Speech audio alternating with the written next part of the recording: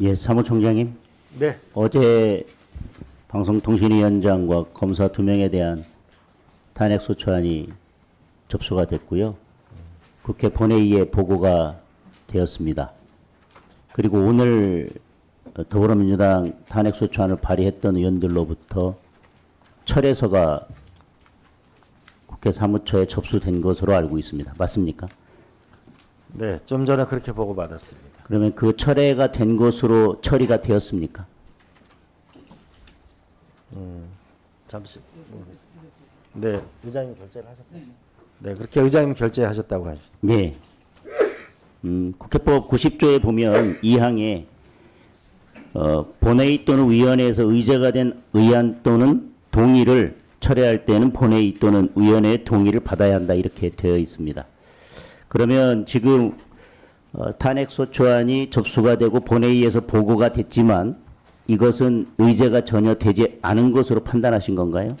이 부분에 이제 결국은 그 보고가 된 것이지 의제로서 설정되지 않았다고 판단하신 걸로 알고 근데 있습니다. 일반적인 법률안 같은 경우에는 국회 본회의에서 보고하는 것이 사실 특별한 의미가 없습니다.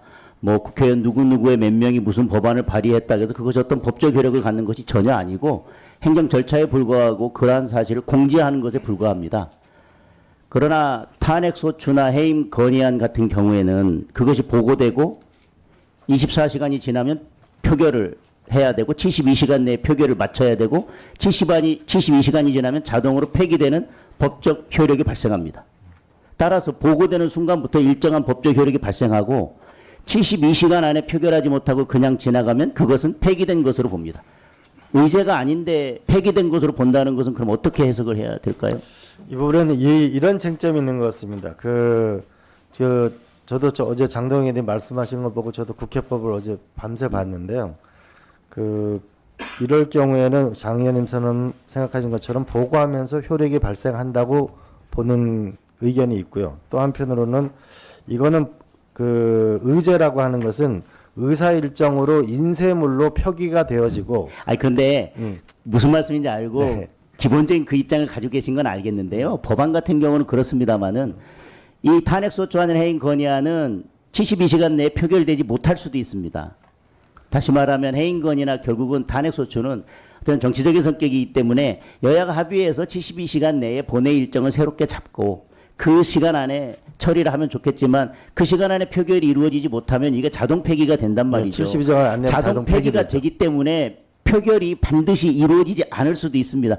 그래서 보고되는 순간부터 법적 효력이 생기고 그 법적 구속력에서 벗어나려면 저는 당연히 본회의에 동의가 있어야 된다고 생각합니다. 그렇지 않다면 탄핵소추안 발의해서 보고됐는데 72시간이 다 되도록 뭔가 안 될 것 같으면 다시 철회하고 또 다시 올렸다가 안 될 것 같으면 다시 철회하고 또 결국은 법안 같은 것이 상정되고 나서 철회할 때 동의를 요하는 것은 상정해놓고 토론하다 보니까 이거 반대가 너무 많아서 안 될 것 같으면 얼른 철회하고 또 동의를 해기에 다시 올리고 그런 것들을 막기 위해서 지금 이와 같은 규정들을 두고 있고 어떤 논의가 시작되거나 그게 어떤 법적 구속에 들어가면 그 법적 구속에서 벗어나려면 동의가 필요하다 이렇게 규정해 놓은 취지인데 탄핵소추 같은 경우에는 상정을 하더라도 그건 단순한 표결을 위한 절차이지 토론도 거치지 않지 않습니까? 그리고 24시간을 두는 이유는 그 탄핵소추안을 보고 탄핵소추안을 어떻게 할 건지 개개 의원들로 하여금 숙고의 시간을 두는 것이고요. 그리고 나서 상정하는 것은 단순 표결입니다. 토론을 하는 것도 아니고.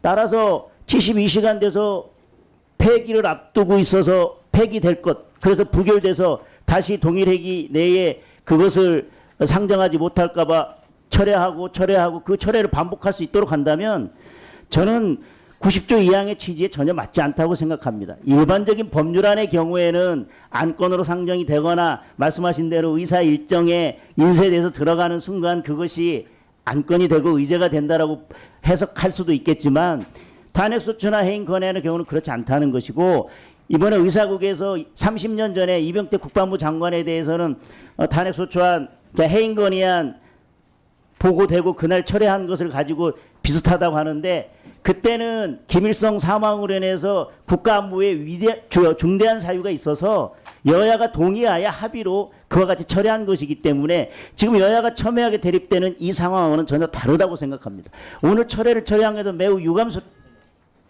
네. 의원님 잠시 제가 말씀을 드려도 될까요? 예. 이 탄핵 소추에 관한 국회법 규정의 제90조에 대한 특별 규정을 두는 게 적절하지 않을까 싶은데 이게 법률적 미비인지 아니면은 해석의 차이인지 부분에 대해서 약간 논란이 있는 것이 사실입니다. 그래서 이 부분은 보통 일반적으로는 의장님과 양당 원내대표님들이 이제 보통 협의를 해서 처리를 했는데 다시 한번 말씀드리면은 그런 부분에 법 해석의 차이가 있다는 점은 말씀드리고 이게 법의 불비인지 이 부분은 한번 정비가 필요해 보입니다. 그 총장님은 양당 원내대표하고 의장님이 협의를 해서 처리한다 그러는데 저한테는 이런 방구도 없었다는 사실을 말씀드립니다. 그래서 제가 뭐 위원장으로서 아직 사회보면서 한 번도 질문을 안 했습니다. 왜냐하면 원활한 회의 진행을 위해서 가급적 위원장으로서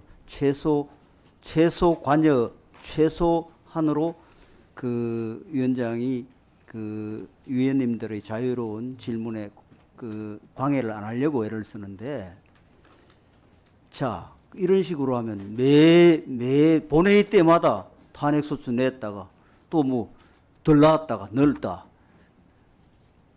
접수하고 보고된 안건을 이렇게 쉽게 처리할 수 있다면은 이게 그 일사부재의 원칙을 형해화하는 거죠.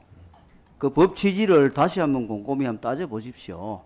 저희들이 이제 이미 그 의장님하고 사무처에서 그 법적인 조치를 했기 때문에 거기에 대한 우리가 법적으로 또 대응할 건 하겠습니다. 그러나 법은 상식의 범주를 벗어나지 않습니다. 일반적으로요. 우리가 입법을 할 때 비상식적인 걸 입법을 안 해요. 일반적으로.